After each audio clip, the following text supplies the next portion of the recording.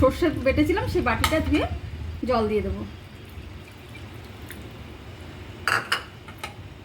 এগুলোকে মিক্সড করে নেবো। নমস্কার বন্ধুরা, তোমরা দেখছো জলেই রাসোই ঘর। আজকে আমার রেসিপি ইলিশ ভাপা। তার জন্য নিয়ে এখানে দেখো নিয়ে নিয়েছি 6 পিসের মতো ইলিশের দাগা। তো এটা দিয়ে আমি আজকে ইলিশ ভাপা করব। তা নিয়েছি হচ্ছে 2 রকম সর্ষে আর নিয়েছি কাঁচা লঙ্কা।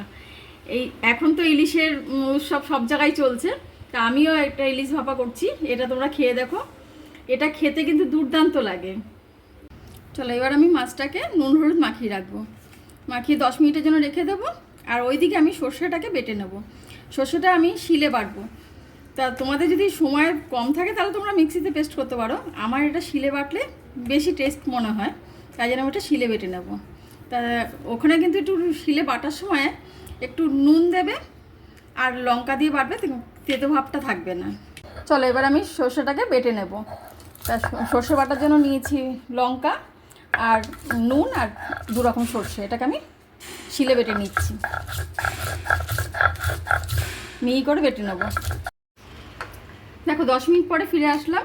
এবারে এই যেটা বেটে রেখেছিলাম সর্ষেটা, সেটা আমি যেটার মধ্যে বসাবো আমি টিফিন কারিতে, সেই টিফিন কারিতে ঢেলে দেবো।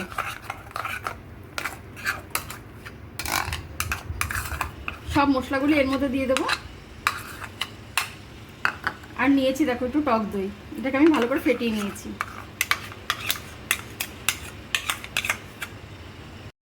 এবার দিয়ে দেবো এর মধ্যে একটু হলুদ আর দেবো সর্ষের তেল। সর্ষে বেটেছিলাম সেই বাটিটা ধুয়ে জল দিয়ে দেবো। এগুলোকে মিক্সড করে নেবো।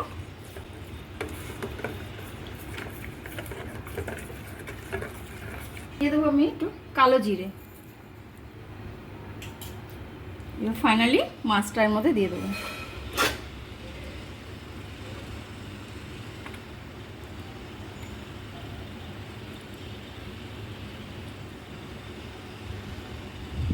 উল্টে পাল্টে দেবো একটু।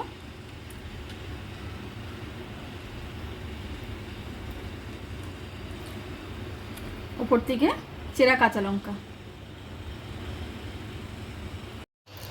গরম জলের মধ্যে এবার আমি এটা ভাপে বসিয়ে দেবো, ঢাকা দিয়ে দেবো।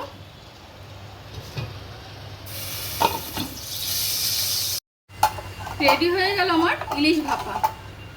দেখো কি সুন্দর লাগছে, খুব সুন্দর গন্ধ বেরিয়েছে। এটা কিন্তু গরম গরম ভাতের সাথে একদম জমে যাবে।